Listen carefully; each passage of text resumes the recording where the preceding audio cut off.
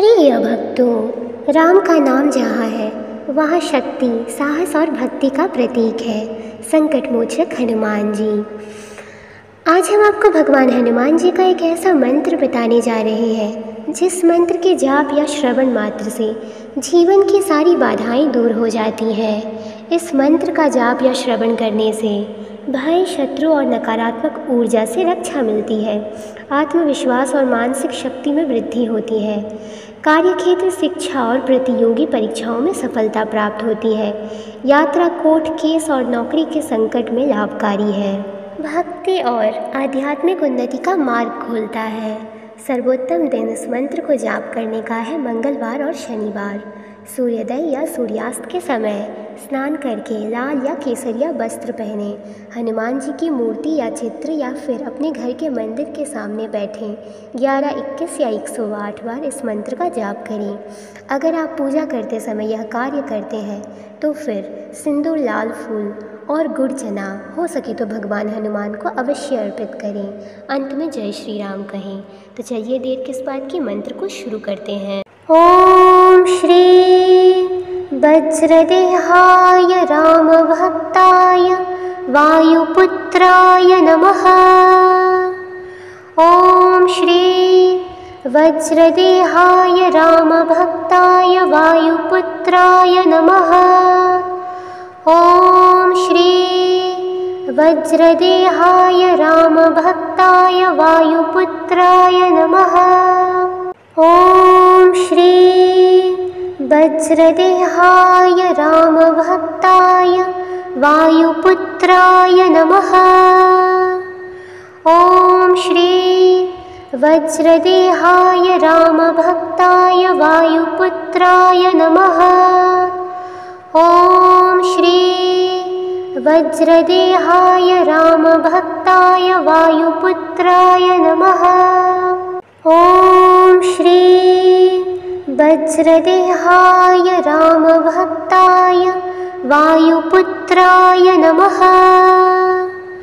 ओम श्री वज्रदेहाय राम भक्ताय वायुपुत्राय नमः। ओम श्री वज्रदेहाय राम भक्ताय वायुपुत्राय नमः। ओम श्री वज्रदेहाय राम भक्ताय वायुपुत्राय नमः। ओम श्री वज्रदेहाय राम भक्ताय वायुपुत्राय नमः। ओम श्री वज्रदेहाय राम भक्ताय वायुपुत्राय नमः। ओम श्री वज्रदेहाय राम भक्ताय वायुपुत्राय नमः। ओम श्री वज्रदेहाय राम भक्ताय वायुपुत्राय नमः। ओम श्री वज्रदेहाय राम भक्ताय वायुपुत्राय नमः। ओम श्री वज्रदेहाय राम भक्ताय वायुपुत्राय नमः। ओम श्री वज्रदेहाय राम भक्ताय वायुपुत्राय नमः। ओम श्री वज्रदेहाय राम भक्ताय वायुपुत्राय नमः। ओम श्री वज्रदेहाय राम भक्ताय वायुपुत्राय नमः। ओम श्री वज्रदेहाय राम भक्ताय वायुपुत्राय नमः। ओम श्री वज्रदेहाय राम भक्ताय वायुपुत्राय नमः। ओम श्री वज्रदेहाय राम भक्ताय वायुपुत्राय नमः। ओम श्री वज्रदेहाय राम भक्ताय वायुपुत्राय नमः। ओम श्री वज्रदेहाय रामभक्ताय वायुपुत्राय नमः। ॐ श्री वज्रदेहाय रामभक्ताय वायुपुत्राय नमः। ॐ श्री वज्रदेहाय रामभक्ताय वायुपुत्राय नमः। ॐ श्री वज्रदेहाय रामभक्ताय वायुपुत्राय नमः। ॐ श्री वज्रदेहाय रामभक्ताय वायुपुत्राय नमः। ॐ श्री वज्रदेहाय रामभक्ताय वायुपुत्राय नमः। ॐ श्री वज्रदेहाय रामभक्ताय वायुपुत्राय नमः। ॐ श्री वज्रदेहाय रामभक्ताय वायुपुत्राय नमः। ॐ श्री वज्रदेहाय रामभक्ताय वायुपुत्राय नमः। ॐ श्री वज्रदेहाय रामभक्ताय वायुपुत्राय नमः। ॐ श्री वज्रदेहाय रामभक्ताय वायुपुत्राय नमः। ॐ श्री वज्रदेहाय रामभक्ताय वायुपुत्राय नमः। ॐ श्री वज्रदेहाय रामभक्ताय वायुपुत्राय नमः। ॐ श्री वज्रदेहाय रामभक्ताय वायुपुत्राय नमः। ॐ श्री वज्रदेहाय रामभक्ताय वायुपुत्राय नमः। ॐ श्री वज्रदेहाय रामभक्ताय वायुपुत्राय नमः। ॐ श्री वज्रदेहाय रामभक्ताय वायुपुत्राय नमः। ॐ श्री वज्रदेहाय रामभक्ताय वायुपुत्राय नमः। ॐ श्री वज्रदेहाय रामभक्ताय वायुपुत्राय नमः। ॐ श्री वज्रदेहाय रामभक्ताय वायुपुत्राय नमः। ॐ श्री वज्रदेहाय रामभक्ताय वायुपुत्राय नमः। ॐ श्री वज्रदेहाय रामभक्ताय वायुपुत्राय नमः। ॐ श्री वज्रदेहाय रामभक्ताय वायुपुत्राय नमः। ॐ श्री वज्रदेहाय रामभक्ताय वायुपुत्राय नमः। ॐ श्री वज्रदेहाय रामभक्ताय वायुपुत्राय नमः। ॐ श्री वज्रदेहाय रामभक्ताय वायुपुत्राय नमः। ॐ श्री वज्रदेहाय रामभक्ताय वायुपुत्राय नमः। ॐ श्री वज्रदेहाय रामभक्ताय वायुपुत्राय नमः। ॐ श्री वज्रदेहाय रामभक्ताय वायुपुत्राय नमः। ॐ श्री वज्रदेहाय रामभक्ताय वायुपुत्राय नमः। ॐ श्री वज्रदेहाय रामभक्ताय वायुपुत्राय नमः। ॐ श्री वज्रदेहाय रामभक्ताय वायुपुत्राय नमः। ॐ श्री वज्रदेहाय रामभक्ताय वायुपुत्राय नमः। ॐ श्री वज्रदेहाय रामभक्ताय वायुपुत्राय नमः। ॐ श्री वज्रदेहाय रामभक्ताय वायुपुत्राय नमः। ॐ श्री वज्रदेहाय रामभक्ताय वायुपुत्राय नमः। ॐ श्री वज्रदेहाय रामभक्ताय वायुपुत्राय नमः।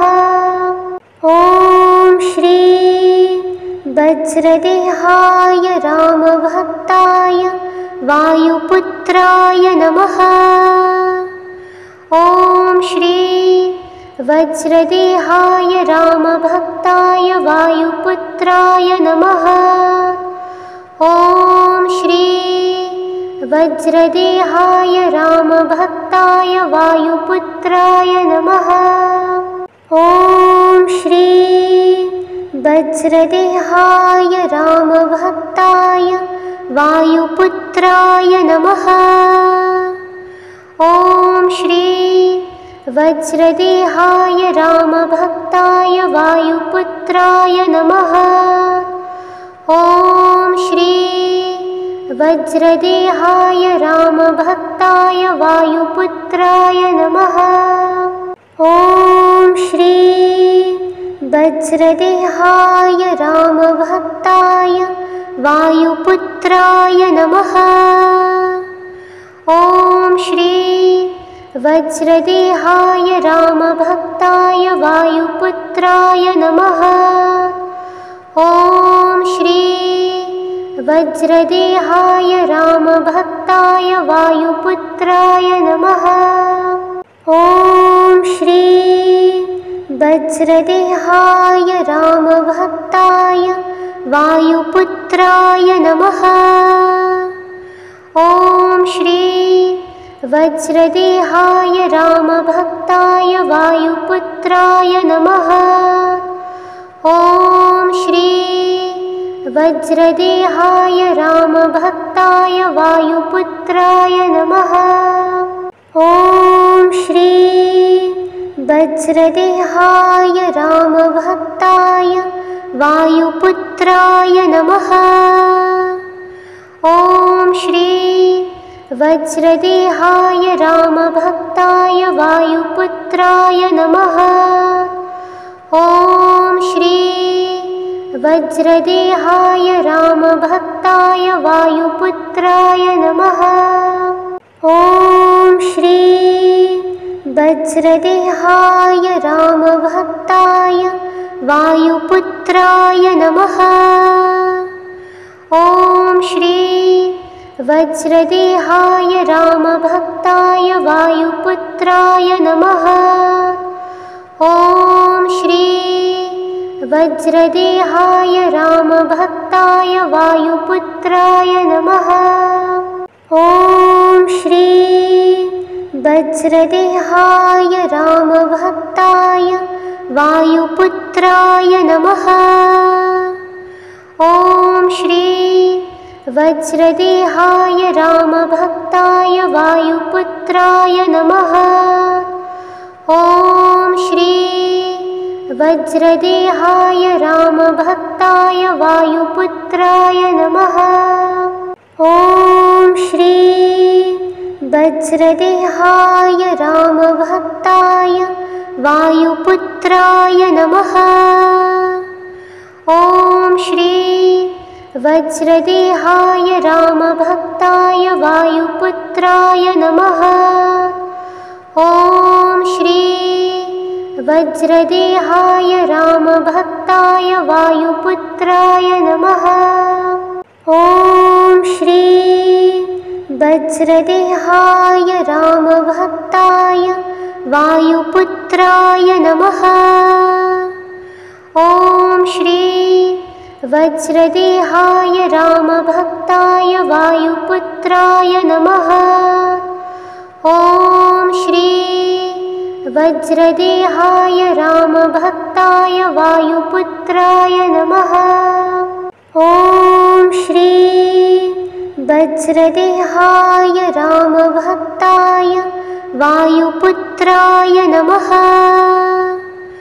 ॐ श्री वज्रदेहाय रामभक्ताय वायुपुत्राय नमः। ॐ श्री वज्रदेहाय रामभक्ताय वायुपुत्राय नमः। ॐ श्री वज्रदेहाय रामभक्ताय वायुपुत्राय नमः। ॐ श्री वज्रदेहाय रामभक्ताय वायुपुत्राय नमः। ॐ श्री वज्रदेहाय रामभक्ताय वायुपुत्राय नमः। ॐ श्री वज्रदेहाय रामभक्ताय वायुपुत्राय नमः। ॐ श्री वज्रदेहाय रामभक्ताय वायुपुत्राय नमः। ॐ श्री वज्रदेहाय रामभक्ताय वायुपुत्राय नमः। ॐ श्री वज्रदेहाय रामभक्ताय वायुपुत्राय नमः। ॐ श्री वज्रदेहाय रामभक्ताय वायुपुत्राय नमः। ॐ श्री वज्रदेहाय रामभक्ताय वायुपुत्राय नमः। ॐ श्री वज्रदेहाय रामभक्ताय वायुपुत्राय नमः। ॐ श्री वज्रदेहाय रामभक्ताय वायुपुत्राय नमः। ॐ श्री वज्रदेहाय रामभक्ताय वायुपुत्राय नमः। ॐ श्री वज्रदेहाय रामभक्ताय वायुपुत्राय नमः। ॐ श्री वज्रदेहाय रामभक्ताय वायुपुत्राय नमः। ॐ श्री वज्रदेहाय रामभक्ताय वायुपुत्राय नमः। ॐ श्री वज्रदेहाय रामभक्ताय वायुपुत्राय नमः। ॐ श्री वज्रदेहाय रामभक्ताय वायुपुत्राय नमः। ॐ श्री वज्रदेहाय रामभक्ताय वायुपुत्राय नमः। ॐ श्री वज्रदेहाय रामभक्ताय वायुपुत्राय नमः। ॐ श्री वज्रदेहाय रामभक्ताय वायुपुत्राय नमः। ॐ श्री वज्रदेहाय रामभक्ताय वायुपुत्राय नमः। ॐ श्री वज्रदेहाय रामभक्ताय वायुपुत्राय नमः। ॐ श्री वज्रदेहाय रामभक्ताय वायुपुत्राय नमः। ॐ श्री वज्रदेहाय रामभक्ताय वायुपुत्राय नमः। ॐ श्री वज्रदेहाय रामभक्ताय वायुपुत्राय नमः। ॐ श्री वज्रदेहाय रामभक्ताय वायुपुत्राय नमः। ॐ श्री वज्रदेहाय रामभक्ताय वायुपुत्राय नमः। ॐ श्री वज्रदेहाय रामभक्ताय वायुपुत्राय नमः। ॐ श्री वज्रदेहाय रामभक्ताय वायुपुत्राय नमः। ॐ श्री वज्रदेहाय रामभक्ताय वायुपुत्राय नमः। ॐ श्री वज्रदेहाय रामभक्ताय वायुपुत्राय नमः। ॐ श्री वज्रदेहाय रामभक्ताय वायुपुत्राय नमः। ॐ श्री वज्रदेहाय रामभक्ताय वायुपुत्राय नमः। ॐ श्री वज्रदेहाय रामभक्ताय वायुपुत्राय नमः। ॐ श्री वज्रदेहाय रामभक्ताय वायुपुत्राय नमः। ॐ श्री वज्रदेहाय रामभक्ताय वायुपुत्राय नमः। ॐ श्री वज्रदेहाय रामभक्ताय वायुपुत्राय नमः। ॐ श्री वज्रदेहाय रामभक्ताय वायुपुत्राय नमः। ॐ श्री वज्रदेहाय रामभक्ताय वायुपुत्राय नमः। ॐ श्री वज्रदेहाय रामभक्ताय वायुपुत्राय नमः। ॐ श्री वज्रदेहाय रामभक्ताय वायुपुत्राय नमः। ॐ श्री वज्रदेहाय रामभक्ताय वायुपुत्राय नमः। ॐ श्री वज्रदेहाय रामभक्ताय वायुपुत्राय नमः। ॐ श्री वज्रदेहाय रामभक्ताय वायुपुत्राय नमः। ॐ श्री वज्रदेहाय रामभक्ताय वायुपुत्राय नमः। ॐ श्री वज्रदेहाय रामभक्ताय वायुपुत्राय नमः। ॐ श्री वज्रदेहाय रामभक्ताय वायुपुत्राय नमः। ॐ श्री वज्रदेहाय रामभक्ताय वायुपुत्राय नमः। ॐ श्री वज्रदेहाय रामभक्ताय वायुपुत्राय नमः। ॐ श्री वज्रदेहाय रामभक्ताय वायुपुत्राय नमः। ॐ श्री वज्रदेहाय रामभक्ताय वायुपुत्राय नमः। ॐ श्री वज्रदेहाय रामभक्ताय वायुपुत्राय नमः। ॐ श्री वज्रदेहाय रामभक्ताय वायुपुत्राय नमः। ॐ श्री वज्रदेहाय रामभक्ताय वायुपुत्राय नमः। ॐ श्री वज्रदेहाय रामभक्ताय वायुपुत्राय नमः। ॐ श्री वज्रदेहाय रामभक्ताय वायुपुत्राय नमः।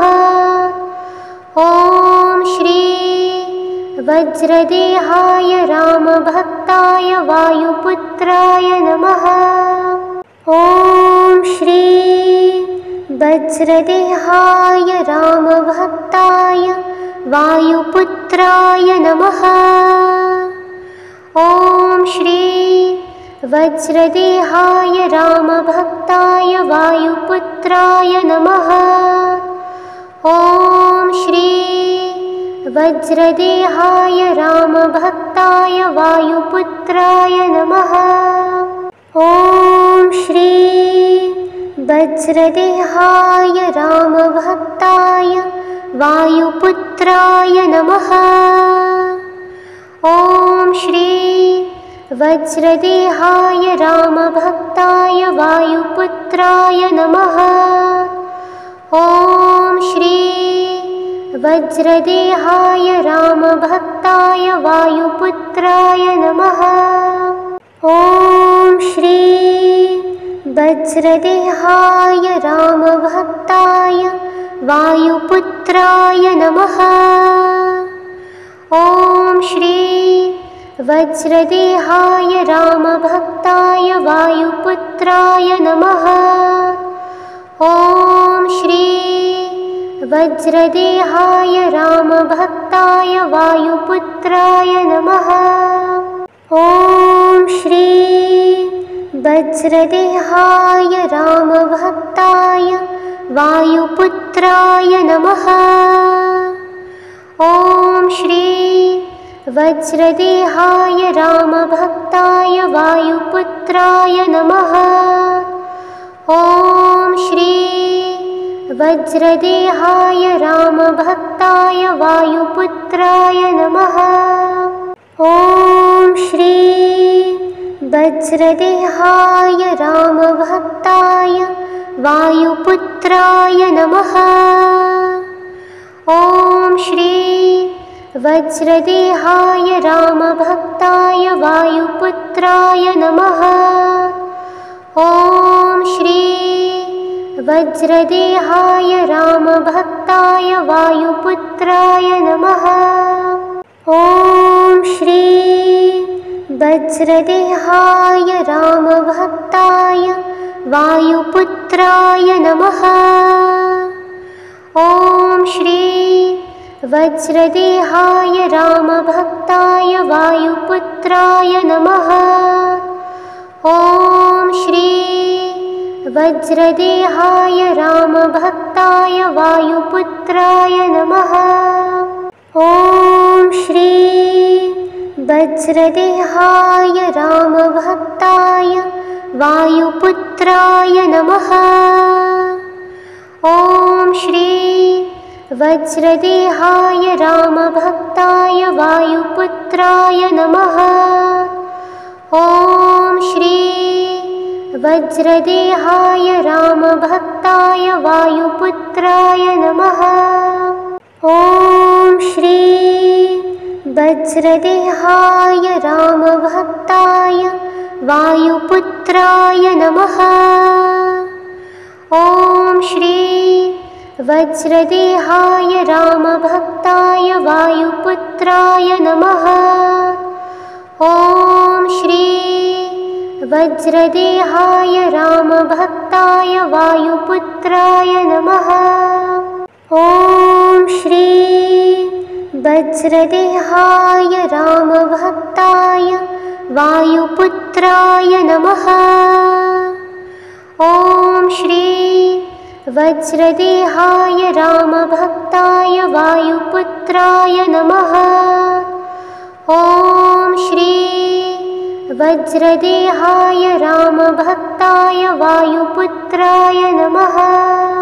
ॐ श्री वज्रदेहाय रामभक्ताय वायुपुत्राय नमः। ॐ श्री वज्रदेहाय रामभक्ताय वायुपुत्राय नमः। ॐ श्री वज्रदेहाय रामभक्ताय वायुपुत्राय नमः। ॐ श्री वज्रदेहाय रामभक्ताय वायुपुत्राय नमः। ॐ श्री वज्रदेहाय रामभक्ताय वायुपुत्राय नमः। ॐ श्री वज्रदेहाय रामभक्ताय वायुपुत्राय नमः। ॐ श्री वज्रदेहाय रामभक्ताय वायुपुत्राय नमः। ॐ श्री वज्रदेहाय रामभक्ताय वायुपुत्राय नमः।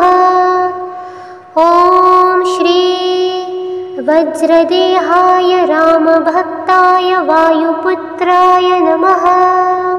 ॐ श्री वज्रदेहाय रामभक्ताय वायुपुत्राय नमः।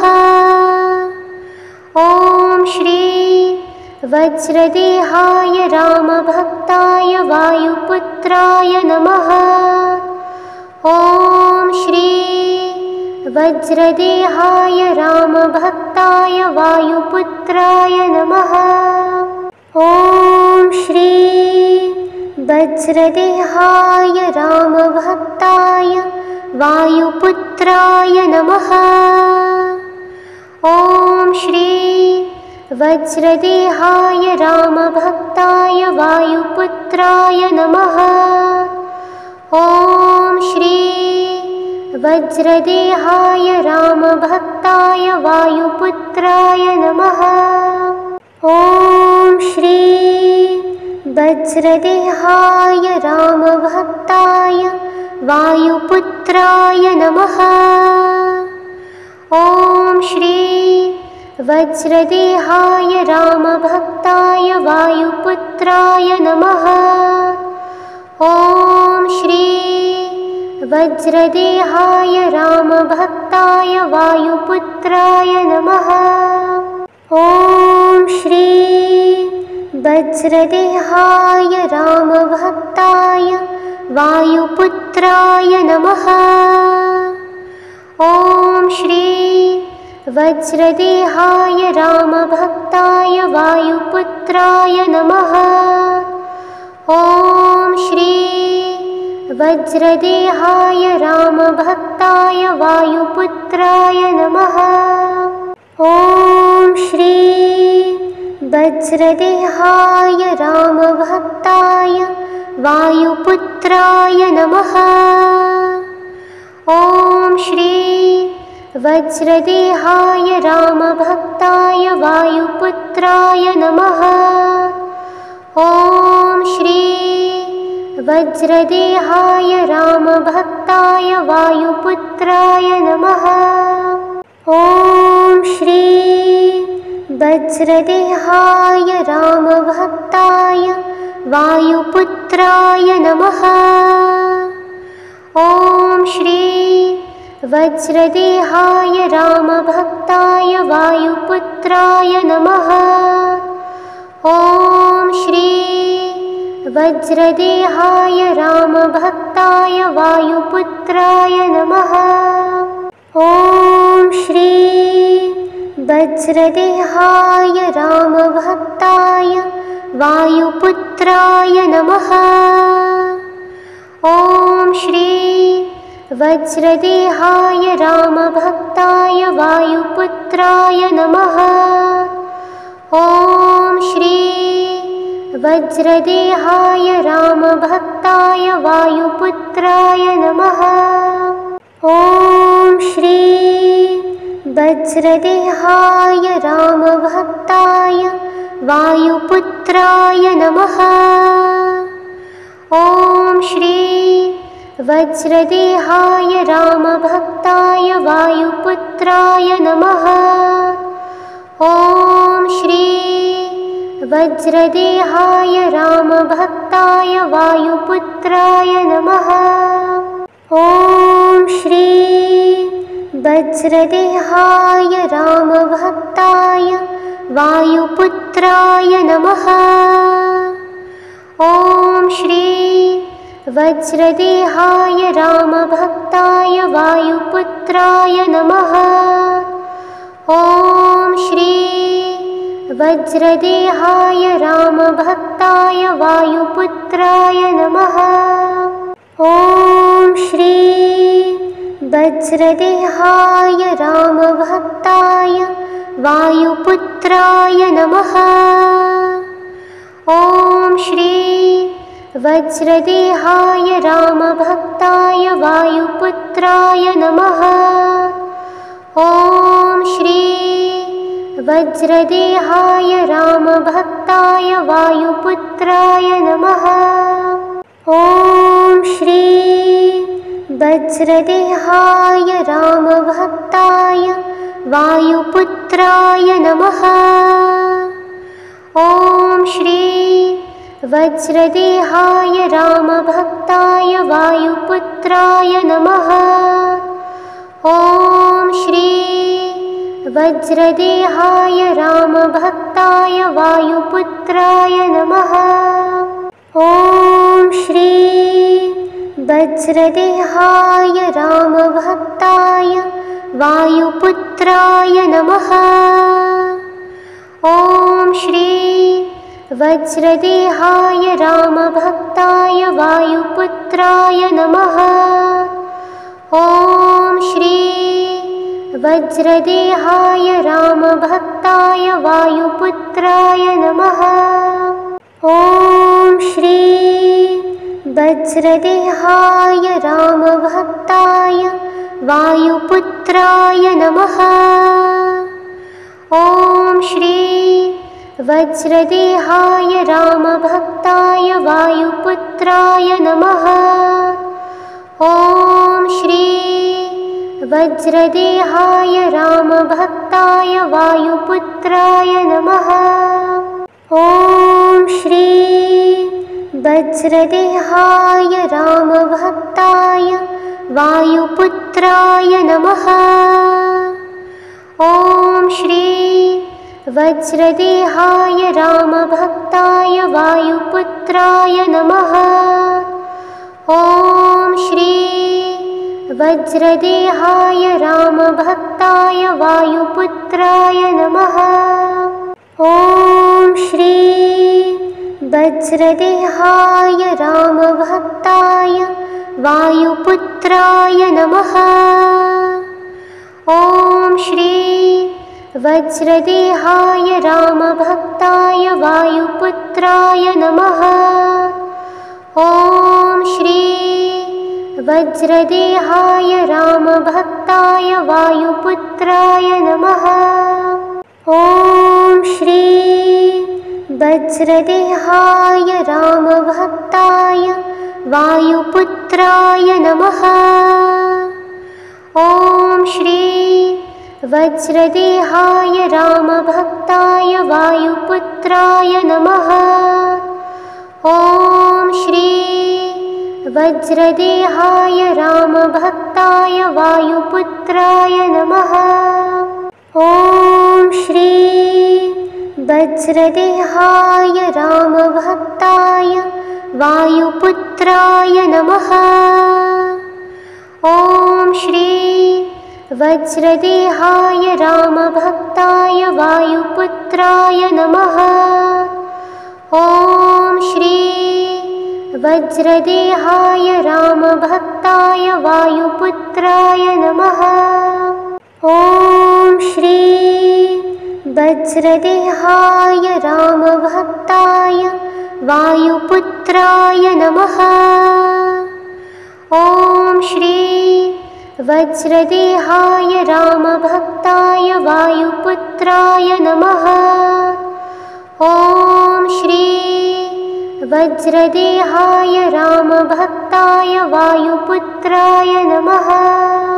ॐ श्री वज्रदेहाय रामभक्ताय वायुपुत्राय नमः। ॐ श्री वज्रदेहाय रामभक्ताय वायुपुत्राय नमः। ॐ श्री वज्रदेहाय रामभक्ताय वायुपुत्राय नमः। ॐ श्री वज्रदेहाय रामभक्ताय वायुपुत्राय नमः। ॐ श्री वज्रदेहाय रामभक्ताय वायुपुत्राय नमः। ॐ श्री वज्रदेहाय रामभक्ताय वायुपुत्राय नमः। ॐ श्री वज्रदेहाय रामभक्ताय वायुपुत्राय नमः। ॐ श्री वज्रदेहाय रामभक्ताय वायुपुत्राय नमः। ॐ श्री वज्रदेहाय रामभक्ताय वायुपुत्राय नमः।